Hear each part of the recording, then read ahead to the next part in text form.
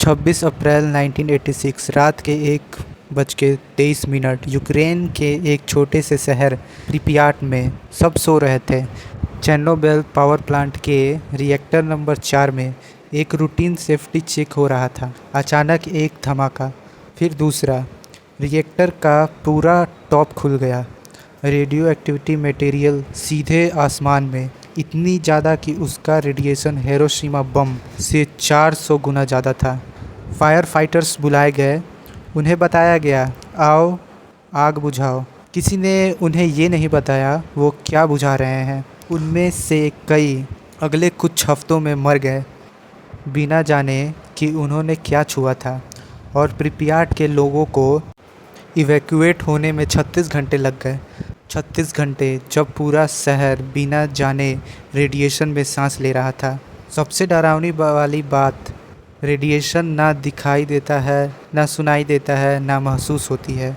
लोग उसमें खड़े रहते हैं, सांस लेते हैं, चलते हैं, बिल्कुल नॉर्मल, जब तक उनके शरीर के अंदर का सेल डिस्ट्रॉय होना शुरू ना हो जाए। आज मैं तुम्हें बताऊंगा उस रात एग्जैक्टली क्या हुआ और उस छोटी सी गलती ने कैसे कितनी बड़ी डिजास्टर बना दिया। एक सेफ्टी टेस्ट हो रहा था, चेक करने के लिए कि अगर पावर अचानक चली जाए तो बैकअप जनरेटर टाइम पे चलेगा या नहीं। ऑपरेटर्स ने रिएक्टर की पावर इतनी कम कर दी कि वो अनस्टेबल हो गया। और इस रिएक्टर के डिज़ाइन में एक छुपा हुआ खतरा था। जब पावर बहुत कम होता है तो सेफ होने के बजाय और ज़्यादा डेंजर हो जाता है। जब ऑपरेटर्स ने इमरजेंसी बटन दबाया जो रिएक्टर को रोकता था, उसने उल्टा एक अचानक पावर स्लग शुरू कर दिया। कुछ सेकंड में पावर नॉर्मल से 100 गुना ज़्यादा हो गया। रिएक्टर का 1000 टन का लीड हवा में ऊपर उड़ गया। सबसे आयरॉनिकल बात, जो बटन रिएक्टर को सेव करने के लिए बनाया गया था, उसी बटन ने एक्सप्लोजन ट्रिगर कर दिया। जिस सिस्टम पे सबसे ज़्यादा भरोसा था वहीं सबसे बड़ा खतरा बन गया। कंट्रोल रूम में ऑपरेटर्स को लगा कुछ नॉर्मल गलती हुआ है। उनका इंस्ट्रूमेंट इतना बड़ा नंबर दिखाने के लिए नहीं बना था। उन्हें लगा मीटर ख़राब हो गया है। किसी को ये यकीन नहीं था कि रिएक्टर खुद फट चुका है। उन्होंने सोचा शायद कोई टैंक फटा है, किसी ने सोचा रूफ गिर गया है। 1 घंटे तक प्लांट के सबसे सीनियर इंजीनियर को भी ये नहीं पता था कि उनके सामने जो पड़ा है वह खुद रिएक्टर का कोर है, खुला हुआ आसमान के सामने। अब जो हुआ उसके बाद ये किसी डिजास्टर मूवी से ज़्यादा डरा देने वाला है। रिएक्टर के छत पे ग्रेफाइट के ब्लॉक बिखरे पड़े थे। इतना रेडियो एक्टिविटी सिर्फ कुछ मिनट उसके पास खड़े रहना मौत के लिए काफ़ी था। फायर क्रू को बुलाया गया। उन्हें बताया गया कि ये एक नॉर्मल फायर है, ना मास्क ना रेडिएशन सूट। कुछ लोगों ने अपने हाथों से बिना ग्लव्स के वो ग्रेफाइट उठाया। एक फायर फाइटर ने बाद में सोचा था ये मार्बल गर्म है, क्योंकि फायर की वजह से। उसे पता नहीं था ये खुद रेडियो एक्टिव है। जब तक उन्हें कुछ पता चलता कुछ गलत है। उनके शरीर में लेथल डोज रीच कर चुका था। मॉस्को के एक हॉस्पिटल में डॉक्टर ने देखा कि उनकी अंदर से स्किन जल रही थी। रेडिएशन सिकनेस इतना सीवियर था कि ऑर्गन्स कुछ दिन में फेल होने लगे। कुछ दिन बाद हेलीकॉप्टर्स बुलाए गए रिएक्टर्स के ऊपर से सैंड और बोरॉन गिराने के लिए। हर फ्लाइट पायलट खुद रेडिएशन के सीधे ऊपर से गुजरता है। कई पायलट ने अपने हेल्थ हमेशा के लिए खो दी। और अब सबसे हर्टिंग चीज़, प्रिप्याट के 50,000 लोगों को खुद कुछ भी नहीं बताया गया। 36 घंटे तक शहर नॉर्मल चलता रहा। बच्चे स्कूल गए, कुछ लोग तो उससे अजीब ग्लोइंग रोशनी को देखने प्लांट के आसपास खड़े रहे, बिना जानते कि ये रेडिएशन है।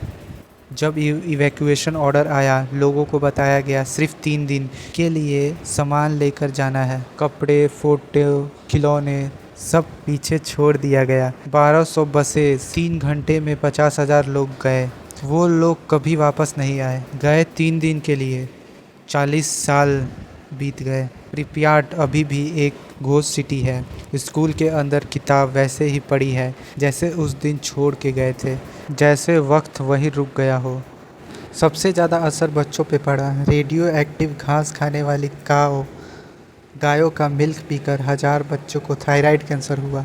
अगले कुछ सालों में अगर तुरंत थायराइड टैबलेट्स दी जाती तो हजारों केसेस रुक सकते थे, लेकिन इन्फॉर्मेशन इतनी स्लो पहुंची कि बहुत देर हो चुका था जब तक लोगों को पता चला। और इस पूरे डिजास्टर में एक आदमी था जिसने सच बाहर निकाला अपनी जान की कीमत पर।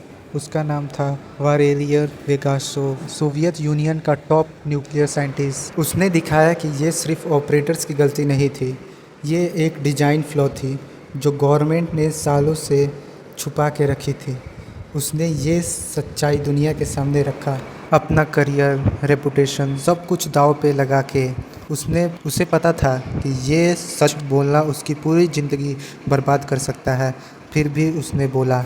2 साल बाद बिल्कुल उसी तारीख पे जब डिजास्टर हुआ था, लेगाशो अपने घर में मिला, खुद अपनी जान दे चुका था। एक और खतरा था जो शायद चेरनोबिल को और भी बड़ा डिजास्टर बना सकता था। रिएक्टर के नीचे पानी जमा हो रहा था और अगर वो पानी मोल्टेन न्यूक्लियर फ्यूल से टच करता, एक दूसरा एक्सप्लोजन हो सकता था, इतना बड़ा कि पूरा यूरोप का बड़ा हिस्सा रहने ही लायक ना रहता। 3 इंजीनियर्स आए वो खतरनाक काम करने के लिए कि अंदर जाकर वो पानी का वाल्व खोलना जहां पानी जमा हो रहा था। उन्हें पता था कि रेडिएशन इतना ज़्यादा है कि ये मिशन उनकी मौत बन सकता है। वो अंदर गए, अंधेरे में अपनी टॉर्च की रोशनी में रेडियो एक्टिव पानी में चल के और वाल्व खोल दिया। कई सालों तक दुनिया ने सोचा ये तीनों मिशन के तुरंत बाद मर गए। असलियत में 2 जिंदा थे, अपनी नॉर्मल ज़िंदगी जी रहे थे। एक मिथ इतना फैल गया था कि सच कभी प्रॉपरली बताया ही नहीं गया। अब बात करते हैं वो चीज़ की जो अभी भी रिएक्टर के अंदर पड़ा है, जिसे इंसान सीधा देख भी नहीं सकता। इसे बुलाते हैं elephants foot. Molten nuclear fuel, sand और कंक्रीट का मिक्सचर जैसा लावा, लेकिन परमानेंटली सॉलिड। इतना रेडियो एक्टिव कि इसके पास सिर्फ 300 सेकेंड खड़े रहने से ही आपकी मौत हो सकती है। रोबोट्स भेजे गए सर्वे करने के लिए, लेकिन रेडिएशन इतना ज़्यादा थी कि उसके इलेक्ट्रॉनिक्स कुछ मिनट्स में ही जल जाते। इसलिए इंसानों को बुलाया गया बायो रोबोट्स। हर इंसान सिर्फ 40 से 90 सेकंड के लिए जाता, अपना काम करता और वापस भागता। एक फ़ोटो लेने के लिए भी इंजीनियर्स ने कैमरा ज़मीन पर रख के टाइमर सेट किया। ये एलिफेंट्स फुट आज भी वहीं है और रहेगा अगले 1 लाख साल तक। टोटल 6 लाख लोग इन्वॉल्व थे क्लीनअप में। इन्हें लिक्विडेटर्स कहते हैं। बहुत से लोगों को उनका एग्जैक्ट रेडिएशन डोज कभी बताया ही नहीं गया। सालों बाद जब उन्हें कैंसर हुआ, गवर्नमेंट ने इन्हें डिजास्टर से कनेक्ट करने से मना कर दिया। तो फिर कितने लोग मरे? ऑफिशियली रिकॉर्ड कहता है कि 13 लोग, लेकिन साइंटिस्ट मानते हैं रेडिएशन लिंक्ड कैंसर से आने वाले सालों में हजारों, शायद लाखों लोग इफ़ेक्ट हुए, जिनका एग्जैक्ट नंबर कभी पता नहीं चला क्योंकि सोवियत गवर्नमेंट ने रिकॉर्ड को इनकम्प्लीट ही रखा। और सबसे अजीब बात, आज चेरनोबिल के अराउंड का एक्सक्लूसिव जोन जहां इंसान रह नहीं सकते, वहां जानवर वापस आ गए हैं। वुल्फ, लेनेक्स और दुनिया के सबसे रेयर वाइल्ड हॉर्सेस स्पीसीज जिन्हें कभी एक्सटेंशन में रखा गया था, वहाँ रेडिएशन के बावजूद थ्राइव कर रहे हैं, ब्रीड कर रहे हैं और अपने पूरी लाइफ अच्छे से जी रहे हैं। चेरनोबिल सिर्फ एक न्यूक्लियर डिजास्टर की कहानी नहीं है, ये सिखाता है कि क्या होता है जब सच्चाई छुपाई जाती है। इमरजेंसी में एक साइंटिस्ट ने अपनी जान दे दी, फायर फाइटर्स ने अपनी जान दे दी बिना जाने, और 50,000 लोगों ने अपना पूरा घर खो दिया सिर्फ 3 दिन की झूठी प्रॉमिस पे। आज 40 साल बाद साइंटिस्ट पूरी तरह नहीं कह सकते उस जोन में कब तक सेफली इंसान रह सकता है। कुछ साइंटिस्ट कहते हैं 300 साल और कुछ कहते हैं 20,000 साल।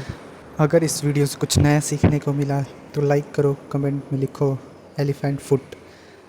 तब तक के लिए टेक केयर, अगली वीडियो में मिलते हैं।